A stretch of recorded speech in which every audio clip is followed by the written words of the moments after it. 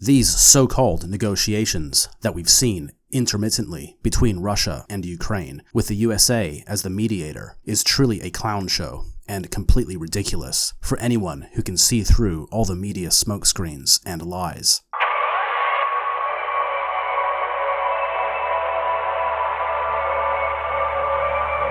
This idea that the USA is a neutral third-party arbiter between these two belligerents is beyond a joke. Both sides know at the highest level that this is a proxy war, and the conflict is in fact a Russo-American war, with the Americans simply outsourcing the fighting to the Ukrainians, who have been issued with American and Euro-vassal tanks, artillery, aircraft, and ammunition. Ukraine provides the manpower, while the USA provides the war material through NATO, the front for American imperialism in Western Eurasia. Since the USA lacks military power to defeat Russia head-on through brute force, Washington must carefully juggle conventional warfare, as we see on the battlefield in Ukraine, along with asymmetrical warfare such as sabotage, infiltration, color revolutions, terrorism, and false negotiations. One area of the battlefield the Anglo-American powers have mastered and remain effective at is the information space.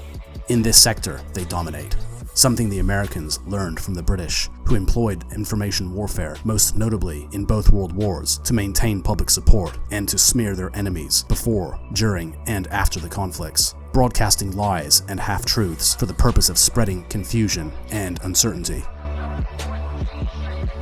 Up until recently, this was relatively easy, as television, radio, and newspaper were the only means by which information could be shared, all of which could be bought, allowing for editorial practices to be manipulated, manufacturing consent. If we go back to the run-up to World War I and the so-called negotiations between the great European powers following the assassination of the Archduke of Austria-Hungary, we can see the exact method being played out as we see today. In June of 1914, Serbia committed an act of war against Austria-Hungary when Archduke Franz Ferdinand, the heir to the throne, was assassinated in broad daylight in the Bosnian city of Sarajevo. The perpetrators were members of a shadowy organization known as the Black Hand, an ultranationalist fifth column which had infiltrated the Serb state at every level. Although the Black Hand did not represent the state of Serbia and acted for the most part without the knowledge of the visible state, Austria-Hungary held Belgrade responsible, as the group operated from Serbia and committed this act of war in the name of Serbia. Therefore, this was a failure of the Serb government for not maintaining control over such a rogue element within its own territory. But where did the Black Hand come from? The short answer is Great Britain. They say all roads lead to Rome, but in the last 300 years, it would be more accurate to say that all roads lead to London. In the late 19th century, a clique of elite imperial power brokers, industrialists, and journalists formed a shadow government in London for the purpose of reining in and expanding the British Empire, with a special focus on bringing the United States back into the fold.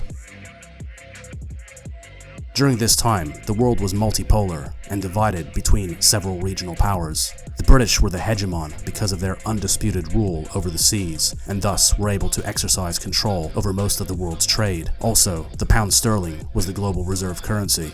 However, they did not have the most powerful military, yet this secret cabal sought to make the entire world the British Empire, with a global parliament in London, as was the dream of Cecil Rhodes, the founder of this cabal, also referred to as the Rhodes Crowd, or Round Table. So how could this be achieved? The British Empire, although vast, with access to enormous amounts of resources, still lacked the manpower to confront rival powers such as Russia, the Ottomans, Japan, and Austria-Hungary.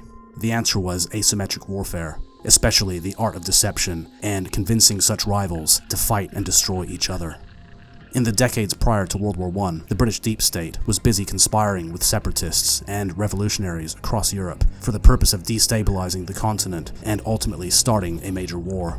The Black Hand was effectively a creation of the British deep state cabal, which preyed on the disenfranchised, seeking out individuals with extremist thought and revolutionary ideas, feeding their desires, facilitating their ambitions, and of course, filling their pockets from their bottomless slush fund from the wealth that the empire had been looting across the world for the last 2 centuries.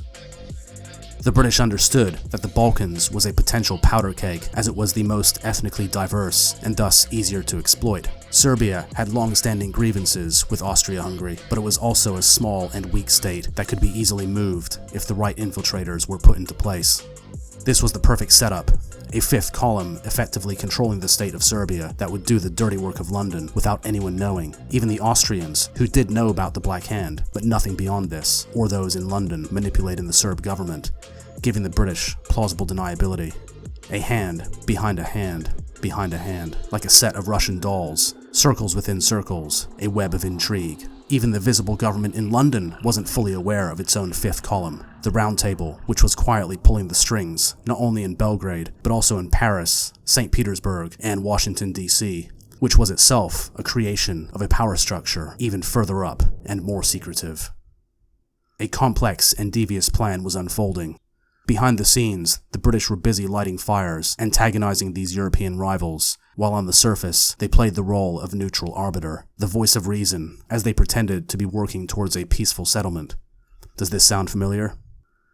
The Austrians were rightfully outraged at Serbia for this act of war, and the British pretended to show sympathy by publicly condemning this. However, it was members of the cabal that were secretly dictating to the Serbs what to write in response to Vienna's demands, and deliberately added conditions that the Austrians could not accept, and therefore forcing a declaration of war.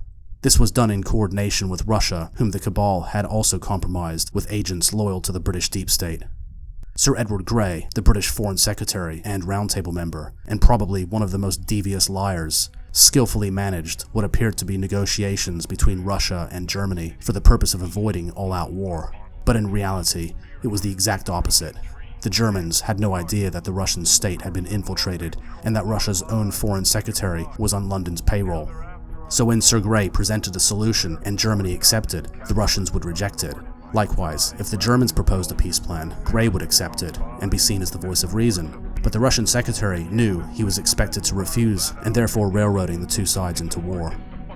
This under-the-table, backhanded, behind-the-scenes treachery has been the modus operandi of the British, and later the Americans and Israelis until this day. They never negotiate in good faith. They lie and deceive until their enemies are destroyed. Peace is never the objective. If the Atlanticists, that is, the USA, the UK, and Israel, are attempting to negotiate with the state, it means one thing: regime change. There is no negotiating with them. They don't want partners. They don't want sovereign nations. They only want puppets and proxies. They begin by presenting what appears to be reasonable demands. However, these demands then increase. They change the goalposts. They say one thing, followed by another. They sow confusion until they drop the mask, and all bets are off. Today, we are witnessing the same scenario with Russia, Iran, and the Axis of Resistance, all of which are fighting the same enemy.